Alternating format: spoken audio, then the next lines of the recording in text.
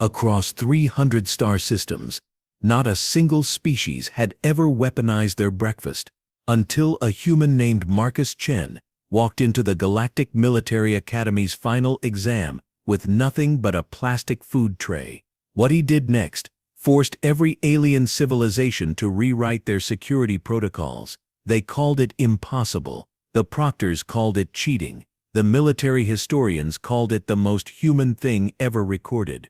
But the truth behind this will shock you. Here's what nobody talks about. First, the exam was designed to be unbeatable. The Alien Council specifically created it to prove humans didn't belong in their ranks. They removed every advantage, every tool, every possible edge. Second, what Marcus carved wasn't just any blade. It was a fully functional weapon sharp enough to cut through reinforced alien armor. From a breakfast tray. A breakfast tray made of materials the aliens considered completely harmless. And third, the method he used came from something every human learns in elementary school. Something so basic that it never occurred to the galaxy's most advanced species to ban it. 3 hours. That's all it took for one human to turn the galaxy's most secure testing facility into a proving ground. The aliens thought they had planned for everything. They studied human history. They analyzed human warfare. They banned every weapon, every tool, every sharp object known to civilization. They forgot one thing. Humans don't need weapons. We make them, from anything, anywhere, always. Let me show you exactly how this happened, and why military academies across 12 sectors now have a standing rule called the Chen Protocol. The year was 2547. Humanity had been part of the Galactic Council for exactly 8 years. 8 years of proving ourselves. 8 years of aliens looking down at us like we were dangerous children. They let us trade. They let us travel. But they refused to let humans join their military forces. Why? Because we scared them. Every other species in the galaxy fought wars the same way. Rules, honor, designated combat zones. They had entire committees deciding which weapons were acceptable. They scheduled battles like business meetings. War to them was civilized. Then they studied human history. They saw World War II, Vietnam, Iraq. They watched footage of humans turning farming equipment into weapons. They read about prisoners making knives from toothbrushes. They discovered that humans once conquered continents with pointy sticks and clever thinking. The aliens decided humans were too unpredictable, too creative, too dangerous, but 8 years of peace made them cocky. The Galactic Military Academy announced something unprecedented. They would open one spot, one single position for a human candidate. If that human could pass their final exam, they called it the Gauntlet. Marcus Chen was 24 years old, former Marine, engineering degree from MIT. He spoke 4 languages and had studied alien combat tactics for 3 years. He was humanity's best shot. The exam location was kept secret until the day before. No preparation allowed, no outside materials. Candidates arrived with only the clothes on their backs. Then they were stripped, scanned with 12 different technologies and given standard academy uniforms. The aliens were thorough: metal detectors, chemical sniffers, quantum scanners that could detect concealed weapons at the molecular level. They even checked dental work. Marcus walked through every scanner clean. The exam itself was brutal. 72 hours of continuous testing, combat scenarios, strategy problems, survival challenges, all designed by species who had been perfecting warfare for thousands of years. The twist: candidates faced real danger. Holographic enemies that could stun, obstacles that could injure. The academy wanted soldiers, not students. Washout rate was 98%. Most species sent their best warriors. Most warriors failed in the first 12 hours. But here's the detail nobody mentions. Every candidate got the same breakfast that first morning. Standard academy rations served on standard academy trays. Biodegradable polymer, designed to break down safely. Considered completely harmless by every known metric. Now here's where things get really interesting. Marcus Chen didn't eat his breakfast. While 60 other candidates rushed through their meals preparing for combat trials, Marcus sat alone. He stared at his tray. He ran his fingers along the edges. He flexed it gently, testing its properties. The proctors noticed. 3 different species monitoring the cafeteria flagged his behavior as odd. But odd wasn't against the rules. They watched him return to his quarters carrying the empty tray. What happened next took 47 minutes. Marcus had noticed something the aliens missed. The breakfast tray wasn't a single material. It was a polymer composite. 3 layers fused together. The outer layers were soft, designed for heat resistance and safe handling. But the middle layer, that was different. It was rigid, dense, designed to prevent the tray from bending when loaded with food. Marcus used the edge of his bed frame, standard academy furniture, metal reinforced corner. He began scraping the tray against it at a precise angle, long steady strokes. The soft outer layers peeled away like skin. The aliens watching the security feeds were confused.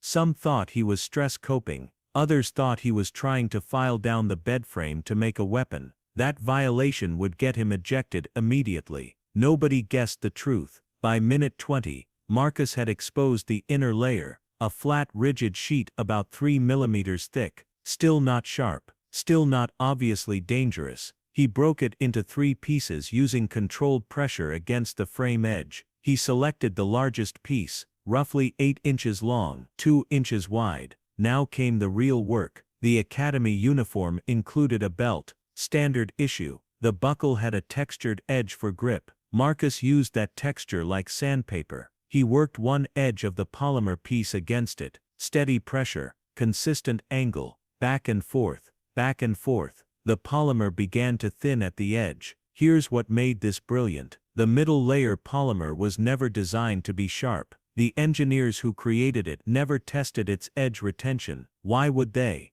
It was a food tray, so they used a dense polymer that could be molded easily and wouldn't crack under pressure. That same density made it perfect for holding an edge once sharpened. By minute 40, Marcus had created a crude blade, not pretty, not balanced, but sharp enough to draw blood when he tested it carefully on his thumb. He wrapped the handle end with strips torn from his bedsheet. Improved grip, concealment. The whole tool could be hidden along his forearm under the uniform sleeve. The real genius. The proctor's scanners only triggered on metals, energy signatures, and known weapon compounds. This blade was technically still cafeteria equipment, just heavily modified. When Marcus walked into the first combat trial, he was armed. Every other candidate had followed the rules. They entered empty-handed, expecting to use arena weapons or hand-to-hand combat skills. The trial was against a holographic Kathrani warrior, 8 feet tall, 4 arms, trained in 17 martial arts.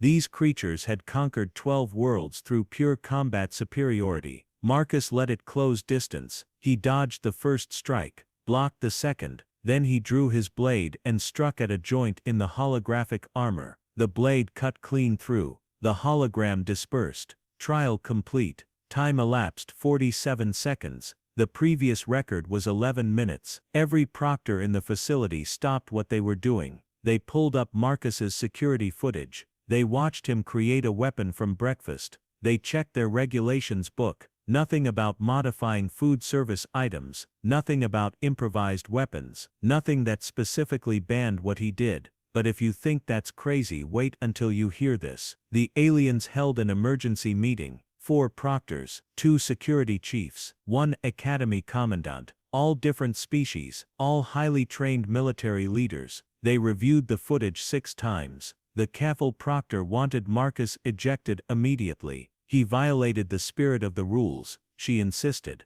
Her species valued honor above all. What Marcus did felt like cheating. The Drexian security chief disagreed. Show me the regulation he broke. Drexians were legalistic. They followed written rules exactly. We said no weapons. He brought none. We said no outside materials. He used none. He improvised with provided items. The debate lasted 2 hours. Here's what they discovered. The Galactic Military Academy had existed for 400 years. In that time, over 2 million candidates from 600 species had taken the Gauntlet. Not once had anyone weaponized their environment like this. Why not? Because it never occurred to them. Most species develop tool use slowly. They discover fire, then metalworking, then advanced materials. Each step takes centuries. By the time they reach space travel, they think in terms of manufactured goods. Weapons come from factories. Tools come from specialists. Humans are different.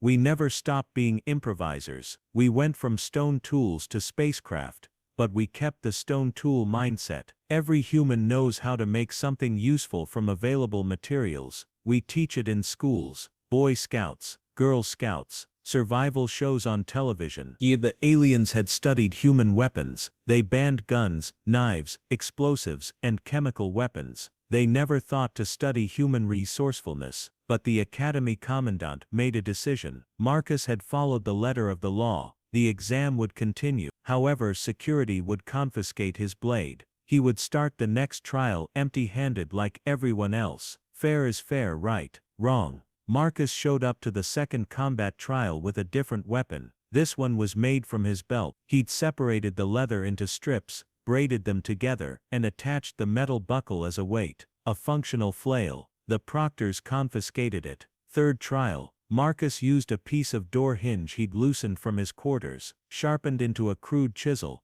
Confiscated. Fourth trial. He'd somehow turned his bedsheet into a garrote, using torn fabric and 2 pieces of the breakfast tray frame. The pattern became clear. Every time they took a weapon, Marcus made another. He was spending his rest periods converting his environment into an arsenal. While other candidates slept or studied, Marcus scavenged. The Kathrani candidate complained formally. This human has an unfair advantage. He clearly received training in improvised weapons. The Academy checked Earth military records. They found something interesting. Every human military in history taught improvised weapons. It was standard curriculum. U.S. Marines had an entire manual on it. British SAS, Russian Spetsnaz, even civilian survival instructors taught these techniques. To humans, this wasn't special forces knowledge. It was basic education. The alien candidates were furious. They argued Marcus should be disqualified.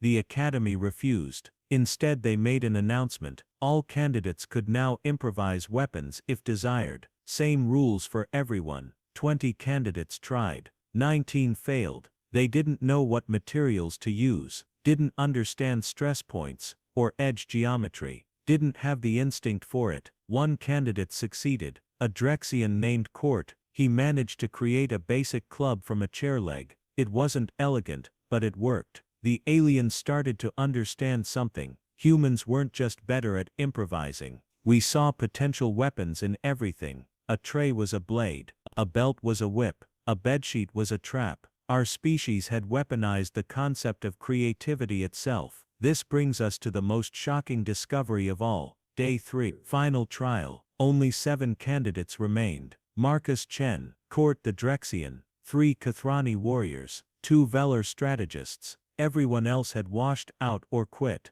The final challenge was simple in concept. Survive 12 hours in the war zone, a massive arena filled with hostile terrain, environmental hazards, and combat drones programmed to eliminate candidates. No weapons provided, no safe zones, no mercy. The proctors expected attrition. Maybe 2 candidates would finish, maybe none. They sealed the arena doors and activated the drones. 60 combat units, each one military grade, equipped with stun weapons that felt like being hit by lightning. Set to hunt mode. Marcus lasted 40 seconds before the first drone found him. He ran, ducked behind a barrier. The drone fired, missed by inches. It advanced for another shot. Marcus threw his improvised knife. Direct hit. The blade wedged into the drone's sensor array. It spun in circles, confused, disabled. The watching proctors leaned forward. That shouldn't have been possible. The drones had shielding against projectiles. Except Marcus's blade wasn't metal. The electromagnetic shields didn't recognize polymer. It passed right through. Another weakness the aliens never considered. But here's where things got truly insane. Marcus didn't run from the disabled drone. He approached it. While other candidates were fleeing and hiding, Marcus was scavenging. He pried open the drone's maintenance panel with his bare hands. Inside was a standard power cell, quantum battery, about the size of a smartphone. completely stable under normal conditions. Marcus knew something from his engineering degree. Quantum batteries have fails. They shut down if damaged to prevent explosions, but if you override the failsafe at the molecular level, if you create a feedback loop in the charging circuit, he used wiring from the drone, connected two terminals that should never touch. Then he threw the battery at an approaching group of 3 drones. The explosion wasn't large, but the electromagnetic pulse was massive. All 3 drones dropped instantly, their circuits fried. Marcus just turned enemy equipment into an EMP grenade. The academy commandant stood up from his observation chair. "Stop the trial," he ordered. This was getting dangerous, not just for candidates. The war zone had its own systems. If Marcus figured out how to weaponize those too late, Marcus had already found the arena's environmental controls. Every testing facility had them. Climate adjustment, lighting, obstacle manipulation, usually protected by code locks, usually safe. Marcus didn't have the code.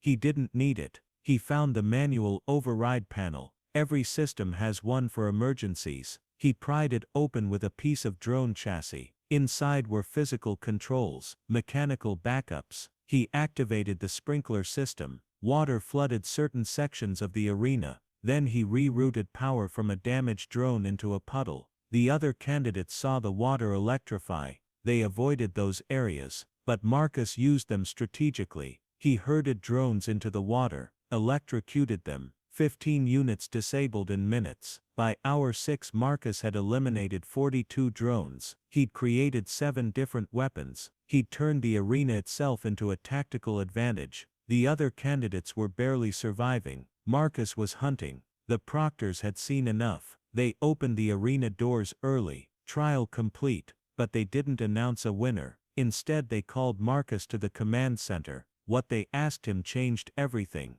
"How would you defeat us?" "Not in the arena. In actual war. Humans versus the Galactic Fleet." Marcus smiled. Then he told them. And what he said terrified every species in the room. "So what does all this mean for us today?" Marcus explained human warfare doctrine in 15 minutes. The aliens listened in silence. Every word made them more uncomfortable. "You have better ships," Marcus began. "Better weapons, better shields. You've been doing this for thousands of years. We've been in space for less than a century." The proctors nodded. This was obvious. "But you fight like you train," Marcus continued. "Rules, procedures, designated combat zones. You treat war like a sport with He pulled up historical data on human conflicts. "We don't. When humans go to war there are no rules, only victory or defeat." He showed them Vietnam. How farmers defeated the most powerful military on Earth using improvised traps and guerrilla tactics. He showed them Afghanistan.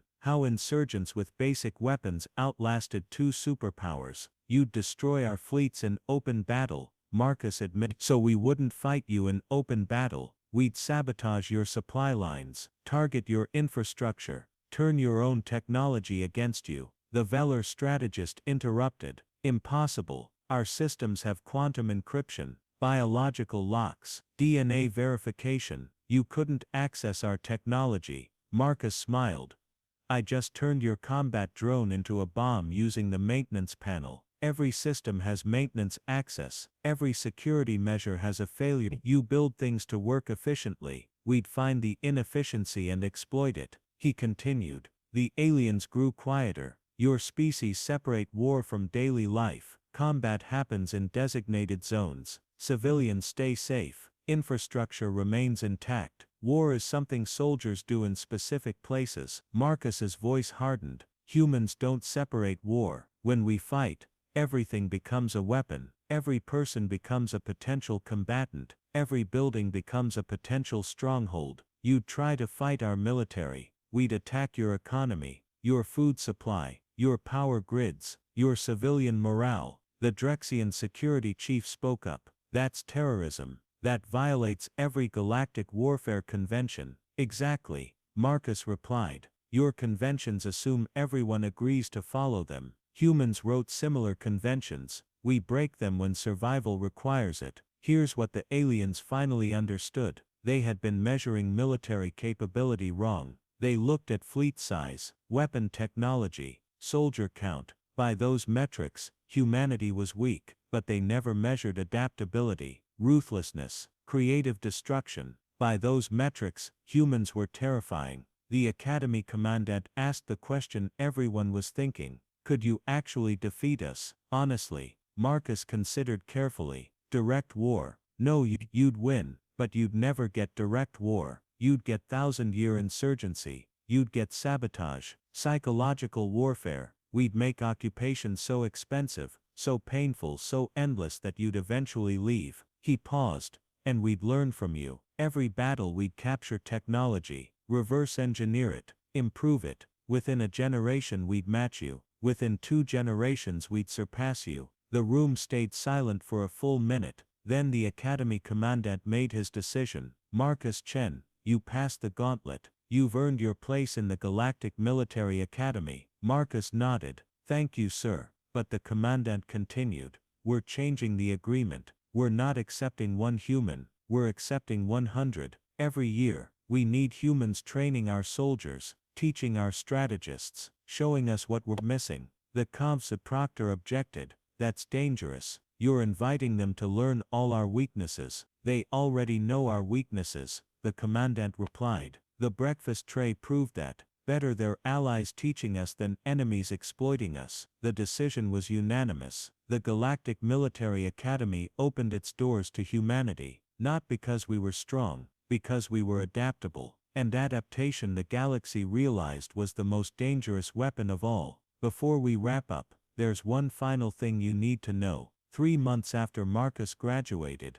the Academy discovered something. The breakfast tray incident was famous by then. Every military installation had studied it. They'd analyzed Marcus's techniques, reviewed the footage, updated their protocols. But during a routine examination of Academy records, a clerk found something odd. A maintenance log from 2 days before the exam started. Marcus Chen had submitted a facilities request. He reported a loose hinge on his door, requested repair. The maintenance worker who responded noted something strange. The hinge wasn't loose, it was fine. But since he was there, he tightened it anyway, logged the visit, forgot about it. But the Academy investigators dug deeper. They pulled security footage from that day, found Marcus in his room before the worker arrived, watched him carefully working the hinge back and forth, deliberately loosening it. He'd created a reason for maintenance to visit. Why? They kept digging, found footage from even earlier. Marcus examining his room methodically,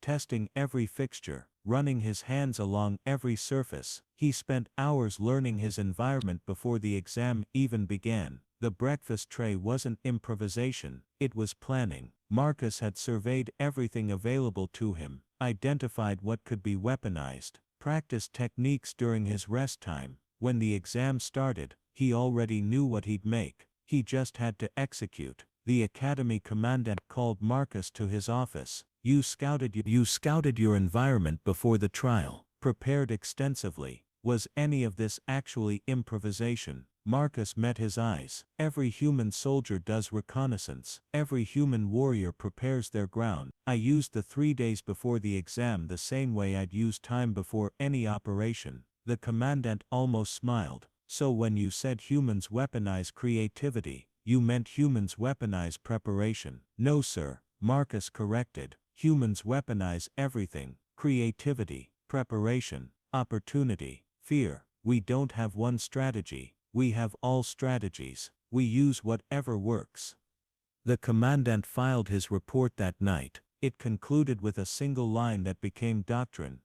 Do not underestimate humans. Do not attempt to limit humans. Either integrate them completely or avoid them entirely. There is no safe middle ground. The Chen protocol was implemented galaxy-wide. Not rules to limit humans, rules to remind aliens what humans could do. Marcus's breakfast tray sits in a museum now, behind protective glass. A reminder that the most dangerous weapon in the galaxy isn't a ship or a bomb. It's a creative mind with a simple piece of plastic. If this opened your eyes to what makes humanity unique, let's recap what we just discovered. First, Marcus Chen weaponized a breakfast tray because aliens never thought to ban improvisation itself. Second, humans don't just make weapons from anything, we see weapons in everything, a mindset no other species developed. Third, the real weapon wasn't the blade, but the strategic thinking that made preparation look like improvisation. Here's what this means for you.